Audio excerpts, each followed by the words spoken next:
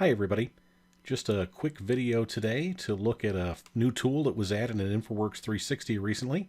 That tool is the ability to do a terrain overlay. And essentially what that means is it allows us to bring in a raster image and drape it directly over the top of our model.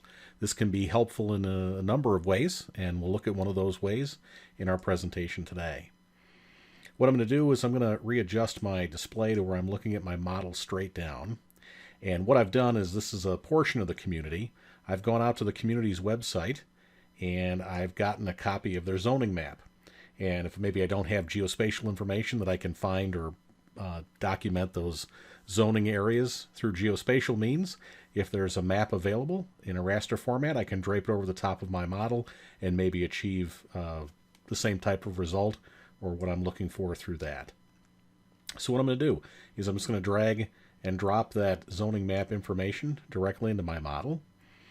It tells me that it is a raster image terrain overlay. I'm going to say interactive placing, and I'll just double pick to place it on the screen. Now what I've found, say close and refresh, what I've found is depending on the source and whether or not maybe it's got a transparent background, sometimes you won't necessarily see it when you bring it in, but if you double pick after it finishes processing the data, it'll show up just fine. So sometimes you'll see it directly and you'll be able to kind of maybe move it into place immediately as you bring it in. Other times you might have to double click and then let it process to be able to see it. All right, so the information is now displayed on the screen.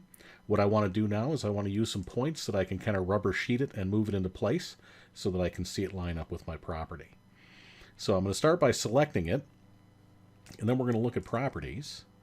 And if we come down underneath properties here, we'll scroll down. There is an option here for opacity, just to make things a little bit easier to see. I'm going to set that to 0.3. We'll say update, and we'll see it. Now we can see through it so that we can see the aerial imagery behind it. I'm going to pan over, and if I zoom up, you can kind of see the area here in red. That actually lines up with this area, so we're going to start there. I'll select my image again. I'm going to right-click and say Place by Reference Point. And then I'm going to double-pick 2 points within my image. We'll take the point down here, and then I'm going to tell it that that point should be right about in this location. The next thing I'm going to do, it's going to ask me for a second point.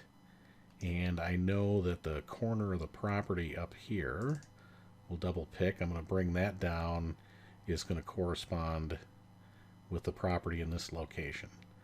All right, so the first point that we pick is kind of one-to-one. The second point will be scale and rotation, and the third one will provide a final level of distortion if we need it. So in this case, if I'd like to maybe grab in this location, we'll pick and then maybe pull this out a little bit further to get it to line up in this area. We'll double pick and we'll drop it.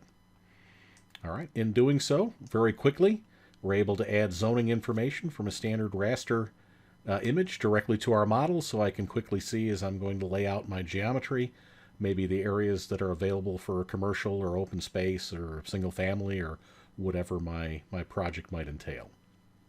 One more thing I'd like to take a look at, we'll zoom up and look at, I've got some pavement here, another area we can use rasters.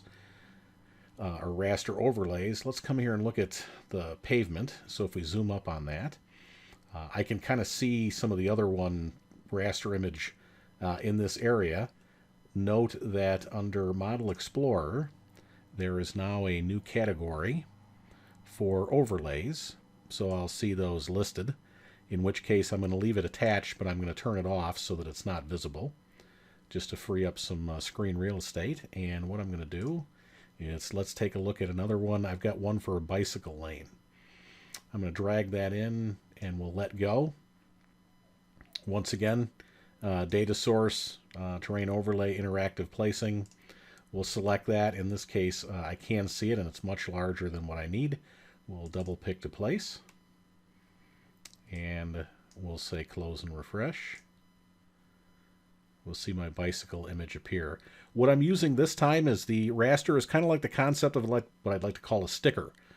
In other words, there are times maybe we want to have some things on the pavement. We've looked at other maybe alternative ways to create striping. or other symbols that might show up. In this case, maybe a handicap symbol, or in our case here, this bicycle symbol. So if there was a bicycle lane on the side of the road here, I could now drag this image down, move it over into the pavement just to show you how that would work. All right, and in doing so, I now have a raster image that's draped over the top of the pavement that can help us, really work out, like I said, stickers. I can now do some cool things with striping. I might even be able to take a raster image of a street name if I'd like to start adding some labels. As we look at it, just full disclosure, I really wish we could highlight this and maybe copy and paste it in another location. However, the way that images work currently in the solution is if we bring them in, if I'd like to have a second one, I'd have to bring in a second one. I don't have the ability yet that I can copy and paste this. So I just throw that out because I know that's the first thing I tried to do when I first did it, and just to let you know that that's a current limitation that we're working with. So with that, next time you work on a project, then it would be helpful to bring in a raster image, drape it over the top of your model. Maybe it's zoning, maybe it's a comprehensive plan, something that's going to give you an indication of where the proposed roads are identified as part of that plan, or maybe just stickers or labels to help create some annotation or different striping on your pavement. Think of terrain overlays. They can really help you out in InfraWorks 360. So hope this has been helpful, and I'll talk to you again soon. See ya.